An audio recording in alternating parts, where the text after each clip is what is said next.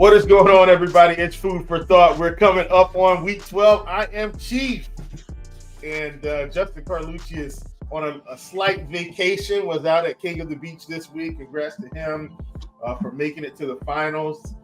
But I think we've got the right man in the building this week, coming off of a massive week 11. TJ Zwarych is in the building. TJ, what's going on, brother? Doing very well. Yeah, I had a pretty crazy weekend. Started out with some UFC and finished it with a really great showdown slate, which we, of course, were on the pre-lock show for. So ready to keep it going into week 12, hopefully.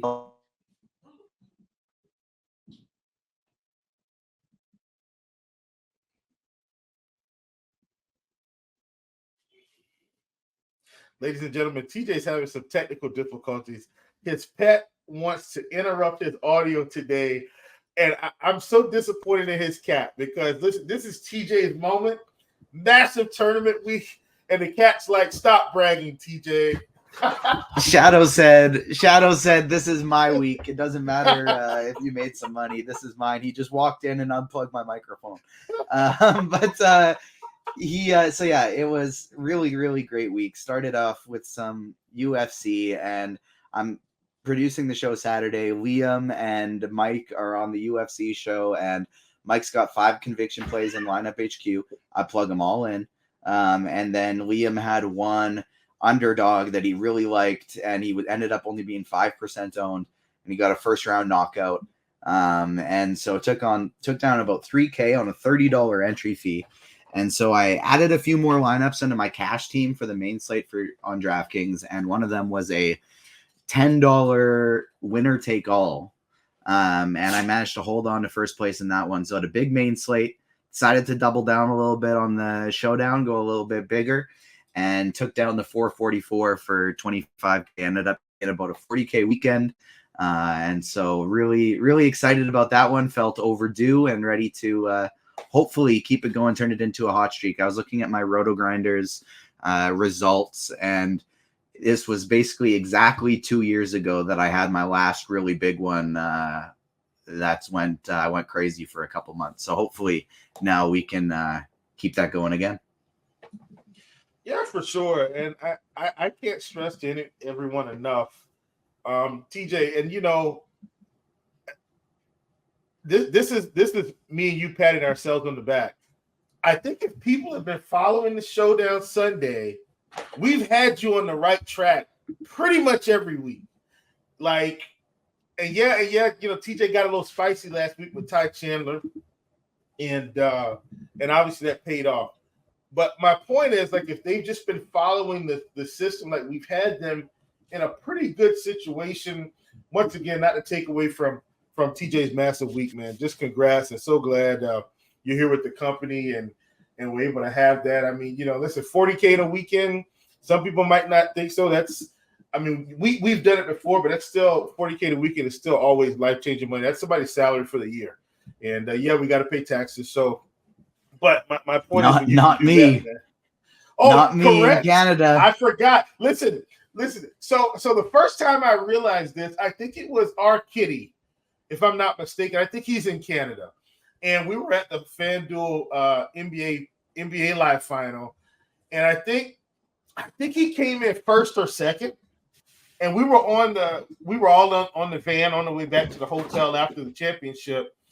And I was like, man, congrats. Good luck on those taxes. He was like, oh, yeah, I don't have to pay taxes on this. I said, oh, my God, you're in Canada. You're so right. Incredible. TJ, this is awesome.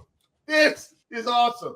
All right, here we go. We're going to hop in. Let's do a little small recap of week 11. You guys have listened to this show before, so you know how we're going to handle it. TJ, I think one of my biggest takeaways from week 11 was this.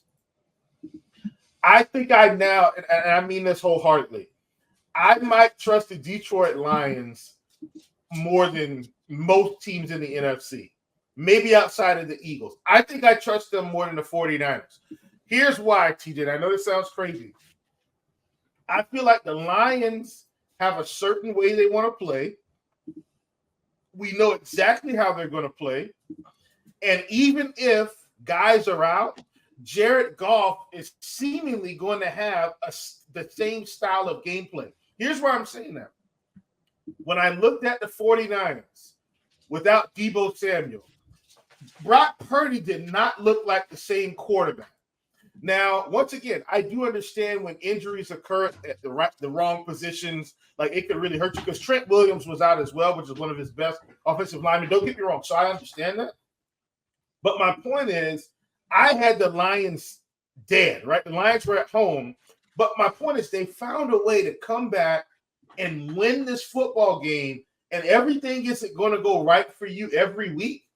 And folks, the Lions are sitting here at 8-2, and it's still almost quiet. Like the Eagles, of course, won on Monday night, so they're going to get the big spotlight, right? We saw the 49ers just kind of blow out the Buccaneers. They're going to get this big spotlight. We saw the Rams beat the Seahawks.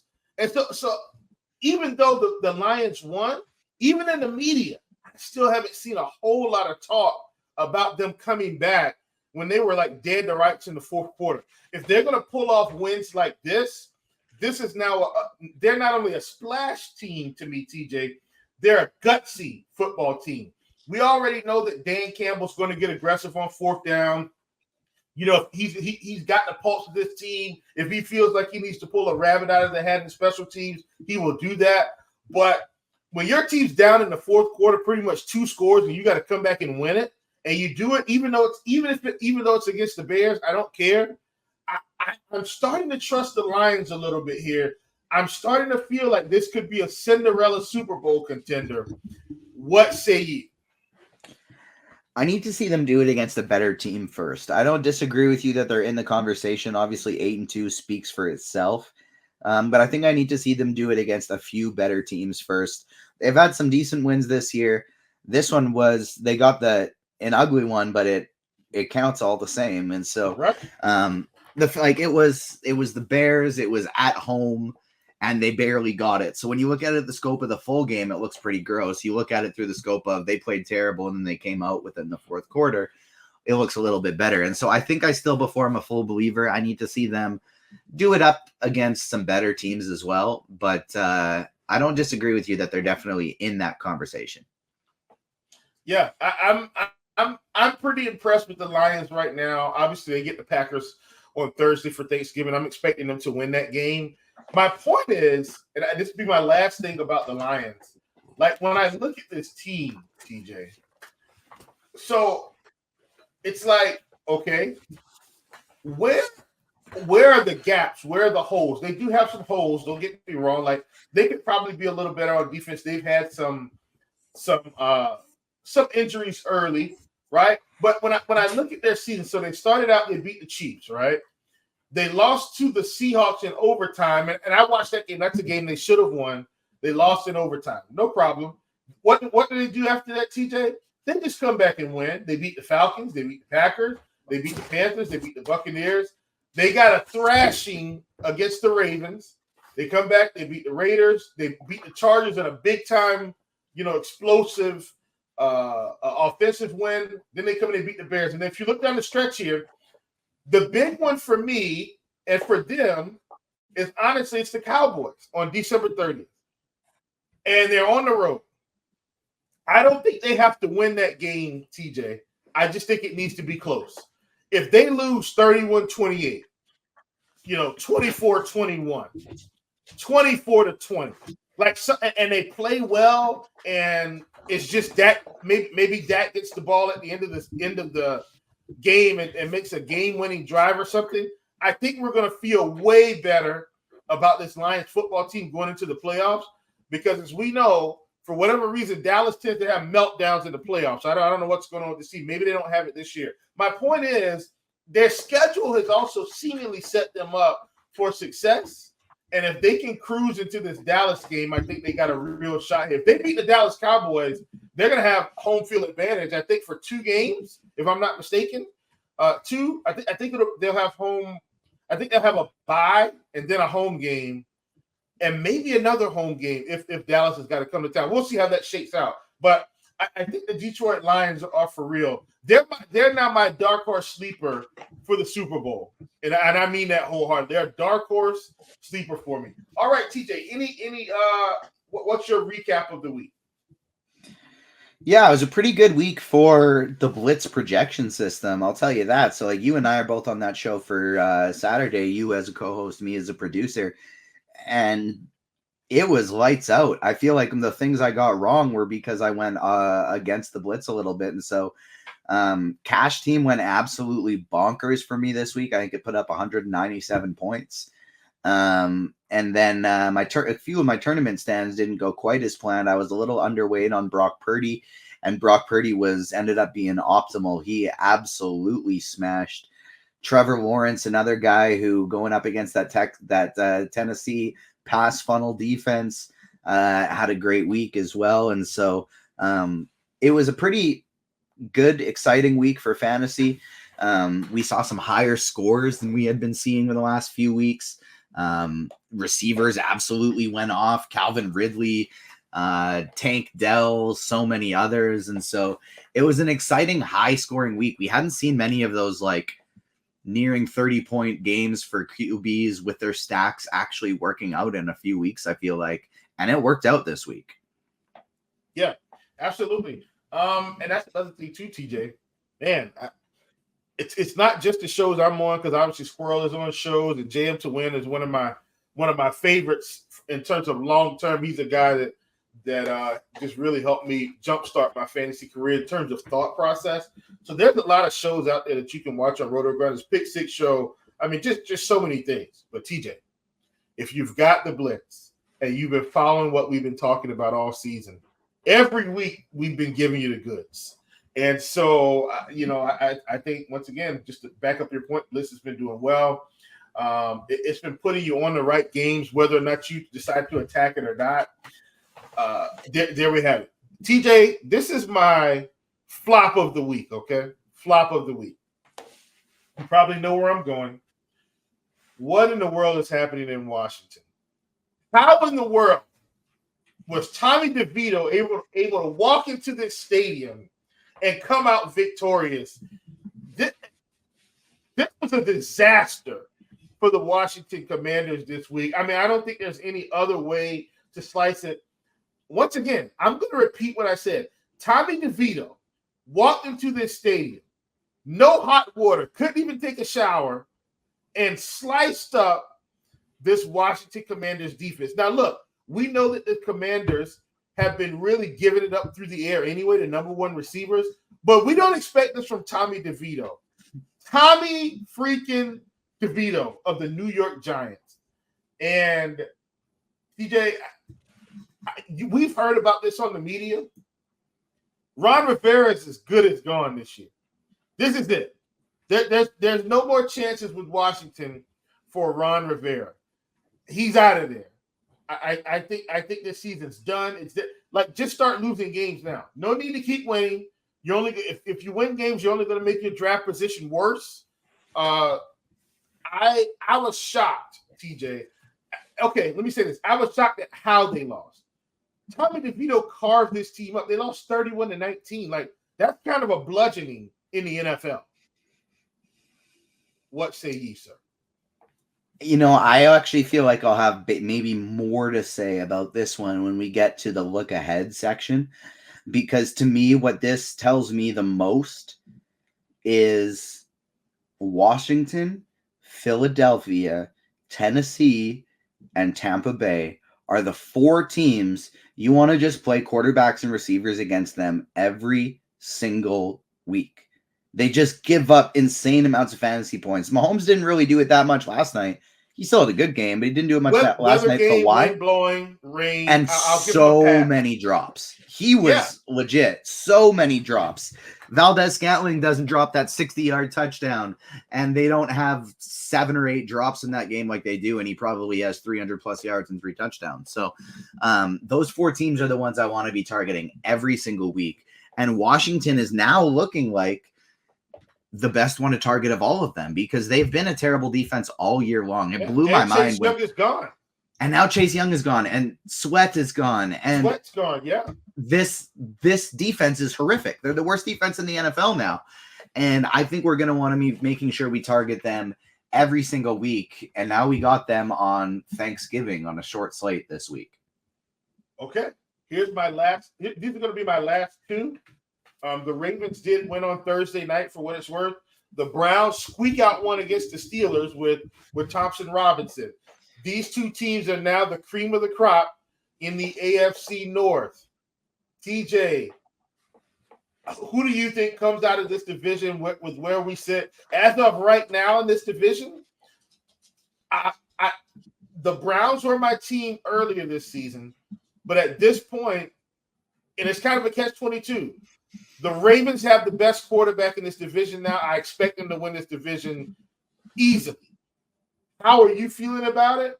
Because clearly the Browns defense is going to keep them in games, but I don't think they have enough quarterback play right now to come out of this division. Joe Burrow's done. Kenny Pickett's not the answer. They didn't even start PJ Walker, and Deshaun Watson's out for the season. That leaves the last man standing, best quarterback in the division as we speak right now, Lamar Jackson. It just feels like the Ravens have been handed this division on a silver platter at this point. I just don't see how anybody else wins with their lackluster quarterback play. Lamar Jackson should be rolling to the playoffs easily right now. How do you feel about this division and where the AFC North sits? Not only does it look like the Ravens are going to roll into the division lead, but they're just going to roll into a first-round bye and the number one seed in the AFC because, that division has just fallen apart. Deshaun Watson's injuries, and if he happens to come back at the end of the year or something like that, maybe I believe in Cleveland a bit more. But honestly, to me, the thing that hurts just as much as the Nick Chubb thing, even if they didn't have a quarterback and they had that defense and you could just lean on Chubb all the time with Ford and Hunt as your change of pace guys, get them in for some gadget stuff, you're looking a lot more reliable to me. The defense is probably the best defense in the league, but I don't trust the team without a quarterback. And obviously it's a lost season for Cincinnati. Pittsburgh, I think, is the dark horse in that division, not to win, but to maybe make the playoffs because they did just fire their offensive coordinator today. Matt Canada is gone. Yep. So maybe Kenny Pickett can do a little bit more with a new offensive coordinator. I don't think Pickett is the guy, but maybe it was the OC. We'll see. So that's kind of to be seen still. We don't know for sure. So I think they're a dark horse to maybe do a little bit better, but it's like you said, like all of these teams are comparable in this division. All of them are basically equal as a whole. But Lamar Jackson is by far the best quarterback. It's not even close. And so that's the most important position. It puts them over the edge. You remove their quarterbacks. All of these teams are very similar. The Ravens might be the worst one by a little bit, but Lamar is by far the best. It's just not even close. And therefore, it's just no one is close to that team in the division. Yeah, and that's basically how I feel about it. I mean, geez, man, like this, the Ravens, they should just come out of this division easily. Last thing, and then we'll move on to our look ahead here. PJ, and this is another one where I feel like we got two things. I want to discuss two more things, but Chargers Packers. The Chargers are another defense that we've been attacking this season from a fantasy perspective, especially through the air. But I still didn't necessarily expect the Packers to win this game. But I expected Jordan Love to look good, and he did. You got to think, man, that the coach of the Chargers, you got to think he's another one that's on the way out. Him, Ron Rivera, Staley and Rivera feel like top two to me in terms of coaches that are for sure going to be done at the end of the season, if not before. If Staley has another bad loss, like we said, okay, and let me say this too, TJ. We did see some uncharacteristic drops from Keenan Allen in this game as well. Like Keenan Allen dropped a touchdown that would have very well maybe had them ahead. You know what I'm saying? So there's some things that happened in this game that the score may not reflect, or if you didn't watch the game, you just think they lost. But still, they still lost to the Packers, and they lost in an ugly fashion. You got Johnson dropping a pass down the sideline the same way Mark Valdez-Scantling did at the end of the game. That would have helped them out, possibly getting a field goal range, at least could have tied the game. So many things happened, but at the end of the day, this is a trend for Staley, right? Losing at the end of the game, bad play calling, it's just been a train wreck for them in the last 2 to 5 minutes of the fourth quarter in almost every game. The Lions did the same thing to them a couple weeks ago, right? And that was a high-scoring affair. But remember, they go for it on 4th and 2. They get it. They kick the field goal. They're out. No defensive stoppage. Staley's supposed to be a defensive coach. And it's just off the tracks there. It's really been off the tracks for about 2 seasons. But the Chargers have seemingly want to stick with Mr. Staley. And there's just, to me, there's no stability in this coaching anymore for the Chargers. Anthony Lynn was there. He had his team winning. They went through a bad stretch. They fired him. Staley's there. They haven't done anything. He's got to get fired at the end of the season. There's no way they let him sit there when every other coach has gotten fired. If he doesn't get fired this season, the LA Chargers fan base is going to be blowing up this organization. TJ, how do you feel about this particular matchup and the Chargers moving forward? You talked about being able to attack the Washington Commanders. I think the Chargers are absolutely still on that list. Yeah, I think maybe you can bump Chargers to number 5 on that list. I don't hate that at all. Maybe even above somebody like Tennessee. At the end of the day, the Chargers are going to charger. Like, this is what we've seen from them for years and years. No matter how many big names they have, no matter how the talent looks, they can't get it done. And now, granted, they've had a lot of injuries on the offensive end this year. They've now lost Joey Bosa for the season. But everybody has injuries. As soon as you got a chance to get back in the playoff race, you lose to the Green Bay Packers, probably one of the very worst teams in the NFL at this point. So I can't imagine he's there. Even how undermanned he's there at the end of the year, even how undermanned they are. You got to win a game against this Packers team. So, yeah, I think you add the Chargers to that list as well. And the exciting part about the Chargers adding them to that list is even though they're going to lose games at the end, their offense is still potent enough that they can keep their team in games. And so even if you're scoring a lot against them, Herbert can usually keep the team in the game as well. Yeah, absolutely. Couldn't agree more. Last but not least, we're going to go to a rookie quarterback. I think you know who we're talking about. Everybody's been talking about him, but he's been deserving of this. Even in a game where they didn't score in the second half or didn't really score, couldn't really punch it in or get any field goals. And that's C.J. Stroud in the Texans, man. Another win. Won that one against the Cardinals. I mean, we saw C.J. Stroud yet again, TJ, put up just some ridiculous numbers. 336, threw 3 interceptions in this game. At least through the season, that's been very uncharacteristic of him. But I want to move to somebody else in this offense. TJ Stroud's gotten all his praises, and we understand what he's been doing. Devin Singletary, he might actually be the key to this offense.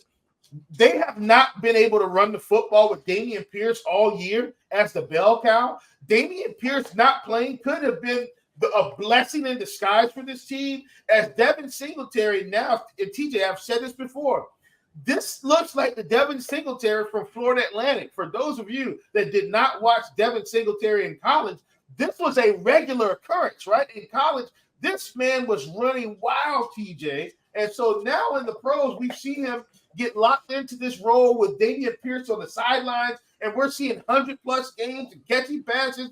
And I think it's opened this offense up because now, guess what? If you got to account for Devin Singletary in the run game, the coverage is going to be a little bit softer in certain instances, and we're seeing TJ Stroud just nuke the NFL for 300 yards a week. What in the world has happened in Houston? Well, they got a new coach. They got DeMeco Ryans. He's helped turn this thing around. CJ Stroud obviously has said, hold my beer, first round, number 1 overall pick. I'm going to show you why I should have been the number 1 overall pick. I'm actually glad CJ Stroud did not come to Carolina for what it's worth with this horrific coaching staff that we have that just seems to make everybody look bad. I mean, I feel like we've got chains on Bryce Young. Story for another day. This is about the Texans. This offense, TJ, has been so explosive most weeks. Everybody's going to have a bad week. Everybody's going to have a team they run into, and they just can't get it done that day. But when you're telling me Devin Singletary is now being leaned on 20 times a game in the rushing attack, picking up over 100 yards, scoring touchdowns. C.J. Stroud over 300 through the air. Tank Dell, another 100-yard receiving game, followed by not only him, TJ. Let's just look at the receivers as a whole. Nico Collins, 7 for 65. Robert Woods, 5 for 44. Dalton Schultz gets into the box. John Mechie comes in with 1 catch. Devin Singletary, 2 catches.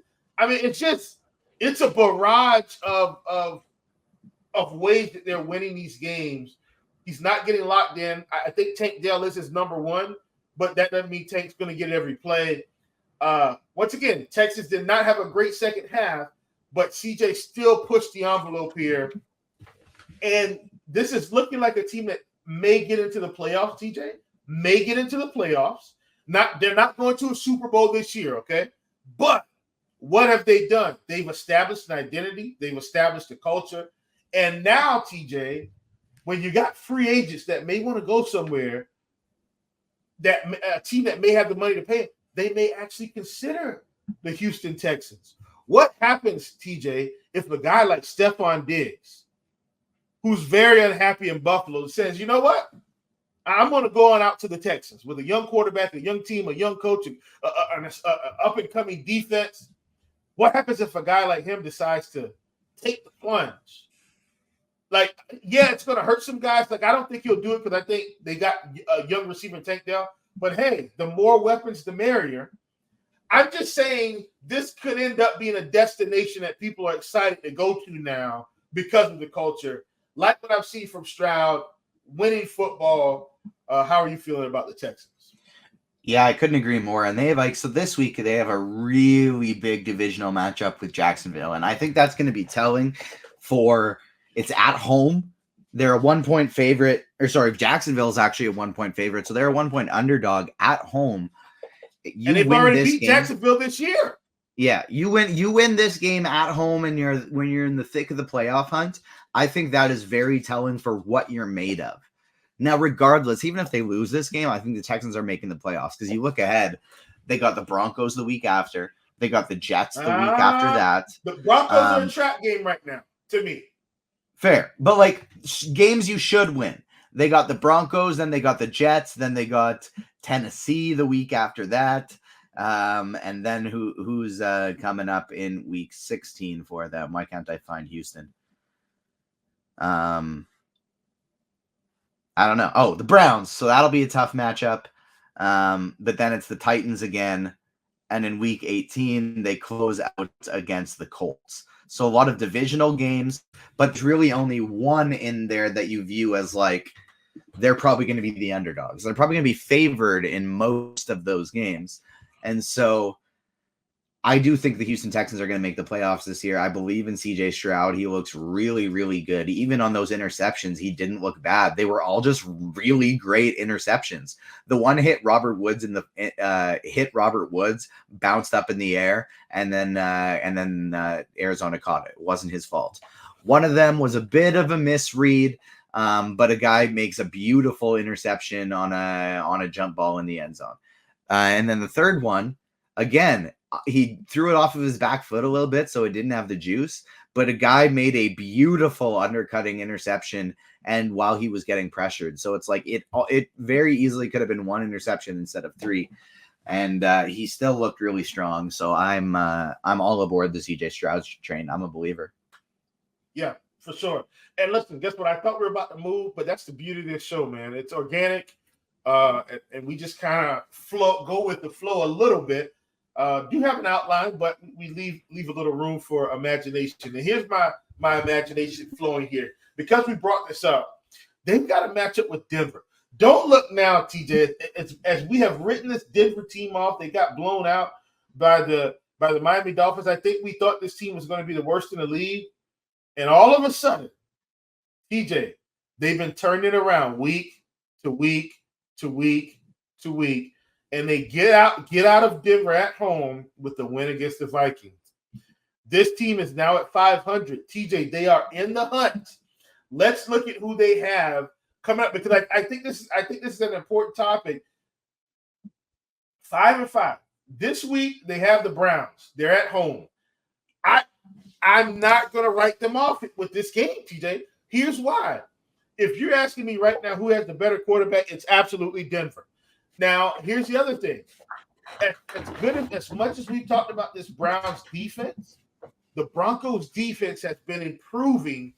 They look a lot better than how they looked earlier this season when teams were just thrashing them.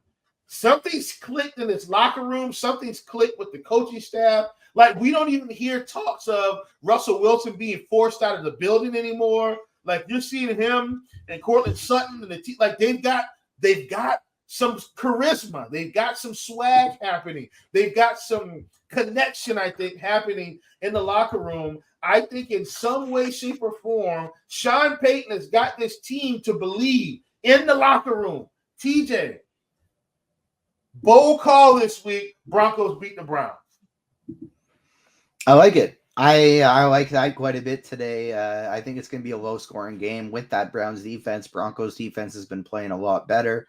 And I'm on the Broncos bandwagon right now because they tried to play me for a fool. I thought they were going to kill me on Sunday Night Football because I'm winning about 15K on the showdown slate at this point, late in the fourth quarter, and they're just peppering Samaje Perine, just peppering him with targets all the way down the field. TJ, and I go from, did I not mention Samaje Perine? You did. You did. So I told you. Samaje was the guy. Look, he was the cheat guy. But go ahead. I had a pretty good day, but if I mix in a couple things you said instead of a couple things that I had in there, it's instead of looking like a 30K day, it might be a Millie Maker slate. But looking at this, I'm watching this game and they're just peppering Samaje Perine. I don't have him that in my last lineup. drive, ridiculous. Oh my gosh. I go from up 15K to up 3K, and I'm just like, yeah, that's nice. Like, obviously money is money. That'd be great. But that sucks because it's the last drive. Damn. And then the touchdown goes to Cortland Sutton and I shoot to first place in the contest. So I was down on the Broncos and then immediately popped back up on the Broncos. And so Cortland Sutton saved the day for me, won me that GPP at the end. So yeah, look, I'm all aboard the Broncos train now. Yeah, man, for sure. I wanted to mention them, man, because I feel like the Broncos were just getting a bad rap, like from the beginning of the season, especially when Sean Payton called out the coach from the Jets, or the previous head coach. He called him out, and I said, man, this is starting out rough, but they turned a corner. And I think, to me, this is a testament of this is why you go out and get real NFL head coaching, right? Right, TJ? Like, everything's going haywire. The media's all over this team. I mean, you've got Uncle Shay Shay calling them out. And what do? They just keep their head down and turn this thing around. That's coaching. Now, look, the guys got to show up. The players got to play. I mean, we thought they were about – so, TJ, just 3 weeks ago, we were talking about them shipping Jerry Jeudy out, shipping out Cortland Sutton, doing a full rebuild. Now we're looking at this team like, wait a minute. They keep winning. They're going to the playoffs. And in this division, they're second in the division right now. They will go to the playoffs if they can get to 10 games. They are going.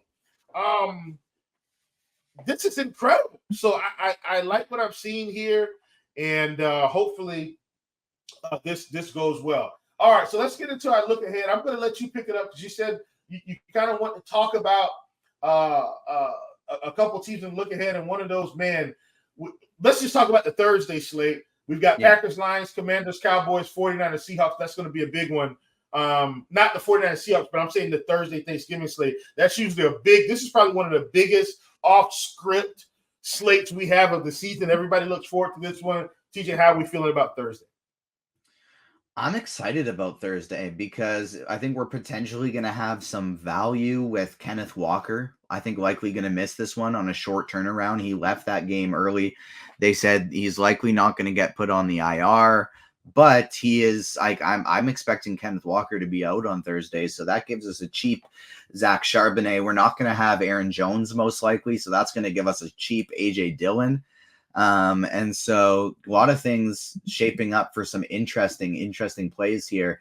But there's one of those teams that we mentioned on this slate that is just wildly bad defensively, and that's the Washington Commanders. And so I think it's Dak Prescott week. Look, Love projects pretty good. Geno projects pretty well. Brock Purdy projects pretty well. Howell projects well. Goff projects well. But I don't think projection systems have necessarily adjusted for how horrific Washington is right now this week without all of these players. And so I don't know how many lineups I'm going to play yet. I know if I play one, it's definitely going to be Dak Prescott, but I'm considering just like playing 100 with Dak Prescott. Ooh, I mean, I don't hate that at all. Like, so here's the cool thing about Thanksgiving slates, right? Like, you don't have to get as much right as you think, and here's what I mean by that. We start out the day. Some people are just going to say, "Hey, I'm just going to stack this Lions-Packers game," right? Like some people just because they want the instant gratification of the win. If you can exercise within yourself a little bit of patience, right? You say, okay, who are the pieces that could bury me in this Lions game? That's Amon-Ra St. Brown. That's Jahmyr Gibbs. That's David Montgomery. Yeah. Like we don't think about David Montgomery as a guy that could bury you, but Dan Campbell is perfectly fine letting Jahmyr Gibbs get everything between the 20s and then handing it to David Montgomery at the one anywhere inside the 5 and letting him rack up 3 rushing touchdowns. If David Montgomery falls into the end zone 3 times, you're dead. If you don't have him, forget it, right? So like Gibbs has been getting a lot more touches on the goal line area lately, and he's been getting more of them in general, but I think a lot of that is game script dependent. Now that Montgomery's back, I think if we see Detroit against a team like Green Bay at home, if they play a little better than they did against the Bears and they're up 2 touchdowns throughout this game, it's going to be Montgomery getting all that work. Yeah, he's going to get carries down the stretch. So I think those are the guys. I like Jared Goff. I think you'll probably need to sprinkle some of him in. And then I need to look at the prices. I'm sure it's already out. I haven't completely dug in yet. But the Packers receivers will probably be cheap enough to where you say, okay, maybe I can sprinkle them in, but I'm not stacking them. I'll play one or the other. But I don't want massive exposure to them. My point Dobbs is 5K, Watson's 4.3, and Reed is 4.2. So they're really cheap. Yeah, enticing. I would play them together, but I would have them one or the other. And that's just kind of how you have to play these slates. But in terms of, I think, the most overpowered team, it's got to be the Commanders, like you said. And we've just got to hope Dak Prescott gets the touchdowns early. Like when we saw him play against Carolina, he was kind of rolling, and then Carolina gave up a defensive touchdown. And once they gave up that defensive touchdown, that just totally changed the game. Dak didn't have to really do anything anymore. C didn't have to do anything. So you got to hope they can really get rolling early. One of the things that the Commanders have been able to do, though, TJ, in most games is keep pace, which forces the other team to keep scoring. That's kind of what we're hoping. If I was going to stack one game on Thanksgiving, absolutely Cowboys, Commanders, I feel like that would be the spot to go because I do think the Commanders can keep pace. I'm not saying they will, but I think they can. How are you feeling about 49ers Seahawks for the Thursday slate? I do think the 49ers win this game, and maybe the Seahawks can score some, but I feel like the 49ers are the better team here. Yeah, I agree with you completely. I want to stack the heck out of this Washington-Dallas game. Just like you said, if I'm not playing Prescott, it's probably because I'm playing Howell on the other side and then fully stacking up the Dallas side with them. And then I just want pieces of this final game. I'll play some Metcalf. I'll play a lot of McCaffrey. I'll play some Zach Charbonnet as long as Kenneth Walker is out, because even if that's a negative game script, he'll still catch passes. So Zach Charbonnet will still get in there as well. But maybe I run a couple Purdy stacks with Brandon Ayuk out there too. Obviously, he can have a big game any game, but this is just going to be pieces for me. I'm going to be heavily game stacking this middle game, Washington-Dallas. Yeah, absolutely. I'm with you 100%. I'm going to move to one other game that's going to be early. This is one that we're not used to, TJ. We get a Friday game this year for NFL. It's Jets, Dolphins on the road. I am not expecting the Jets to win this game. I'm expecting the Dolphins to just get off yet again. So that'll be Tim a Boyle showdown season. slate. Yeah, I'm not expecting much from Tim Boyle. Here's why. For all of the talk about the Dolphins offense, getting Jalen Ramsey in his defense has totally changed it, TJ. This defense is playing much better. Having two corners out there, Xavier Howard and Jalen Ramsey, this is now a problem. And this is what I think the Dolphins needed, TJ. If they're going to keep pace with some of these other teams in the AFC, the defense had to come up a little bit. I think they've come up enough with those two pieces as long as they don't experience too many injuries. They can score. They needed more defense. I think they got it. And now this team, they should handle business against the Jets. Is that how you're feeling?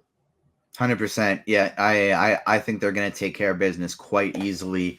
I do. With us getting a Friday game, I wish it was something a little bit better, but that's all right. I'll find something else to do Friday night when Miami's up 21 points. Yeah, well, listen, here's the deal. The NFL thought this was going to be a good game because it'd be Aaron Rodgers, yeah. Playing, and he's not playing, so the NFL can't help the injury bug. All right, we'll move on to full-blown week 12, where we've got our main slate. And I think my favorite game of the week right now, TJ, believe it or not, this is my favorite game of the week. This is the game I want to see. It's actually Jaguars-Texans. We talked about it. I think this game is huge for playoff implications. We've seen C.J. Stroud just absolutely continue to take steps week to week to week to week to week, and now he gets a division opponent coming into town. Can he once again put up the numbers, but also get the win and close the deal, seal the deal? We shall see. This is my game of the week, not only from a real life perspective, but a fantasy perspective. This feels like the game that could have the fireworks. I know we've got Rams, Cardinals. I know we've got Bills, Eagles. But I think the Jaguars-Texans game could be the fireworks game of the week. If you watch the Blitz show, I think the Blitz is going to like this game. In the Dome, both teams, Houston playing pretty fast. I think this is going to be the game of the week. How are we feeling? Love it. I really, really like this game as well. I'm excited to watch it, and I'm happy it's in the early slate of games because I think it's going to be great for DFS. I think it's going to be great to watch. But my game of the week, it's in the afternoon set of games. It's Philadelphia. It's Buffalo. I'm so excited about the idea of playing that as a late night hammer and some DFS, as well as to watch that game because here's my hot take of the week. I think the Buffalo Bills are going to beat the Philadelphia Eagles at home. This team has looked bad. They've looked out of sorts. They have not looked right. I think Josh Allen and the Buffalo Bills get right against the Eagles. I think the Eagles are going to be high after beating the Chiefs. I think they're going to take Buffalo a little bit lightly because they've been playing so poorly. And this pass funnel offense, I think, is going to get finally lit up by Josh Allen. I think we're getting 4 or 5 total touchdowns from Josh Allen, and they're going to take the dub here. Well, we got to hope Josh Allen doesn't have the turnover bug that's bitten him for the past 2 seasons. Feels like it could rear its ugly head here, in Philly, but who knows? Philly's been giving up the passing yards for sure. Folks, we're going to close this week out. Hopefully you enjoyed the show. We've given you our 2 favorite games of the week. We've done our recap. We've talked about it. We're going to close out with a little bit of story time or a GPP food of the day. We're going to do host choice. TJ, a great feel-good story to close us out, or a GPP food of the day from the great country of Canada. Going to take those wonderful both hands and options you presented me and put them together. So I have been enjoying a very nice, warm autumn here in Saskatoon, Saskatchewan, Canada. Woke up this morning and I went outside at bright and early at like 7:30 a.m. Sun was rising and it was about a nice 32 degrees Fahrenheit. Right, just kind of even there. It's usually colder at this time. We usually have tons of snow at this time. There's none. It has snowed, but then it has melted. And so enjoying a beautiful autumn. And I found a couple of burgers. I found 4 burgers, prime rib burgers in my basement deep freeze. Oh, TJ. And so I thought, you know what? It was about 45 degrees out on an evening. It was nice out for an evening. And so I fired up the barbecue outside My wife joined me on our little patio, and I barbecued some prime rib burgers.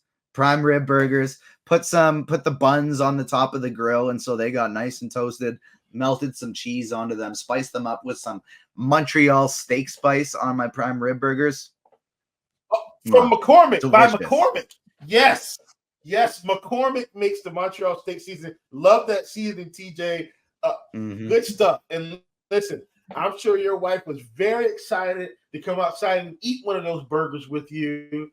I reached out to TJ on Sunday night, and he was out with the wife, I think, going to get some dessert. Well-deserved dessert, might I add, especially when the dough came rolling in. Not only was he melting cheese on the burger, more cheese was headed to that bank account. Folks, we went out cheap. So we went out to celebrate that I had a big main slate, because I won about 10K on Saturday night and then Sunday on the main slate combined. So we figured go celebrate, have a nice dessert. I get home for that Samaje Perine and Cortland Sutton drive. That's when I got home to watch that. So I get home and I'm up 15K, and I'm like, all right, sweet. And then Perine just gets peppered, and I'm like, no, I should have stayed out. Why did I come home? And then Sutton got the touchdown. Oh man, gotta love this. Nothing speaks more to showdown swings than that situation. Pepper. I mean, he gets everything down the field, and then Sutton comes through in the clutch. Folks, if you want more TJ, check him out on Twitter. Check him out. He's producing the Blitz Show. Check him out. He's on the Morning Grind. Check him out. He's on Food for Thought occasionally. And for sure, my brother from another mother, we will be back on Sunday yet again for another showdown slate. Hopefully you guys tune in. This has been Food for Thought Week 12. I'm Chief. That is TJ. We'll see you next week.